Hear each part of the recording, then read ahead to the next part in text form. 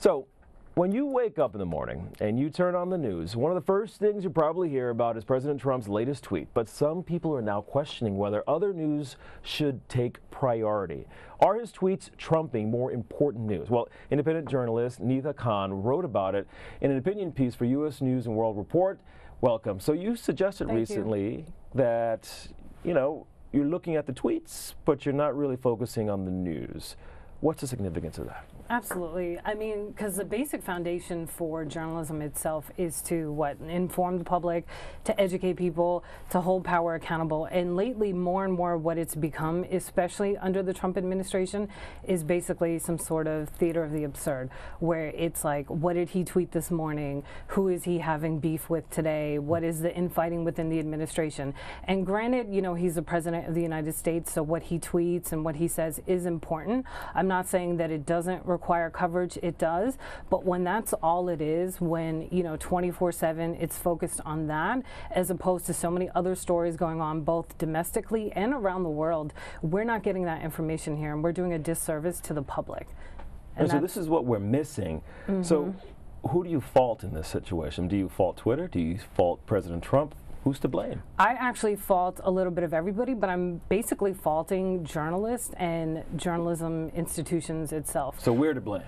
Well, yeah, not individually, because, and I also said this too, we're all guilty to some extent, right? Like, I've retweeted his tweets, or I've retweeted other things that other journalists have said about him. We're all part of this vicious cycle and this weird vortex we're in now, but it's exactly what he wanted, because if you think about it, he is the epitome of somebody, getting on the world stage basically and being this entertainer and getting everyone to follow him and do whatever he wants. So he'll send one tweet out and change the entire conversation for the day, and everybody runs along with it. And even if you look at the White House press corps that's in there in there every single day during these briefings, a lot of the questions that they're asking is about the infighting and the palace intrigue, and they're ignoring all these other stories that are going on that are actually impacting people's lives, and that's a really, really big problem.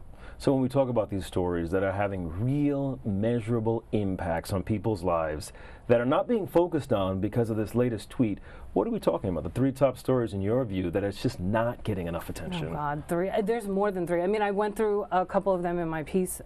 Domestically, the week that the piece came out, the Supreme Court ruled that immigrants could be detained indefinitely now in the U.S. without a bond hearing. Major stories should have had breaking news chyrons. It wasn't even anywhere on domestic networks here. Same thing with the teacher strike. You had almost every single school that was shut down in West Virginia, and I think it wasn't until about a week later that local, national networks here started focusing on it.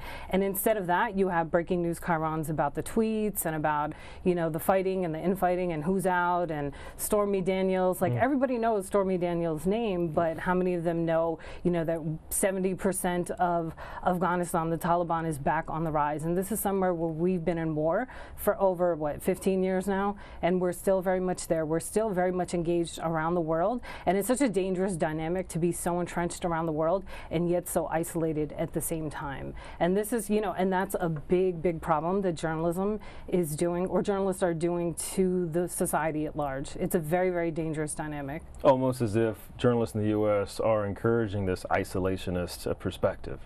Yeah, and the thing is, I think part of it is, I would say, and not only journalists, we're talking about producers and executives, so it's the entertainment factor, because those things, the Trump stuff gets eyeballs, it gets ratings, and it gets money into a lot of these places, and this is why they're focusing on it. And then it's just something that, I don't know. I put blame a little bit on everybody, and I just hope that we can all sort of wake up eventually and get out of this ridiculous situation we're in, because it's very frustrating as a journalist, and I'm sure you go through this too. And I think what I said in this piece is what so many journalists have been feeling, where we're caught up in it ourselves, but we're trying to break out of it and we don't know what to do. And I think everybody needs to take some sort of concerted effort to break the cycle.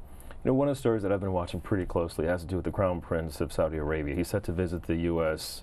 really in a Next couple of week. days. But not enough is being focused on that. Just your view about that story. What's going on that you think that we should be focusing on? Right, which is really interesting because there was just a report, I believe, today about how he kept his mother separated from his father for almost 2 years or something because he wanted to amass power, and all the corruption and scandal that's been going on behind the scenes. And also the fact that, you know, as in the United States, our arms deal to Saudi Arabia, and how, you know, not only us, the UK too, and France, but we're doing a lot of it, and how those arms and that weaponry is being used to kill so many civilians in Yemen, and how the humanitarian crisis that's going on there, none of that is being covered. And everybody's praising him for, granted, it's great that women are now going to be allowed to drive finally in 2018. It's a fantastic thing, which, yeah, that's a whole separate topic, a whole other topic we could get into. But, you know, so he's trying to project himself as some sort of progressive whatever, you know, this guy who's coming in and doing reform, but all of this other stuff is going on. And now with this administration that is so aligned with Saudi Arabia, we're not talking about any of this other stuff. We're also not talking about that case in Minnesota with the mosque bombings. Your view on that? Yeah, which 3 individuals were just arrested for that. And one of them actually built some sort of, or he put together a plan for Trump's border wall. And I'm sure, like some people have covered it, obviously. I'm sure there was local television coverage of it. But in terms of, again, breaking news banners, you know, that's not anywhere on anybody's radar. And the Muslim community, and like so many other communities, so many marginalized communities, like your previous guest was talking about, the Native community and communities of color in general, are suffering through hate crimes, and that stuff is completely, nobody's talking about it. It's like, you know, 2nd year in a row, even according to the FBI stats, where hate crimes are on the rise. And this stuff is just not being focused on. It's always just about, what did he tweet? You know, who does he hate now? What did so-and-so say? And like I said, we need some coverage of that, but it can't be 24/7 Trump, Trump, Trump. That's what he wants. And it can't be 24/7. We have a crisis of confidence and attention right now. Right. And that was actually the title of my piece. It was called The Center of Endless Attention. Thank you so much, Nida Khan. Thank you for having me.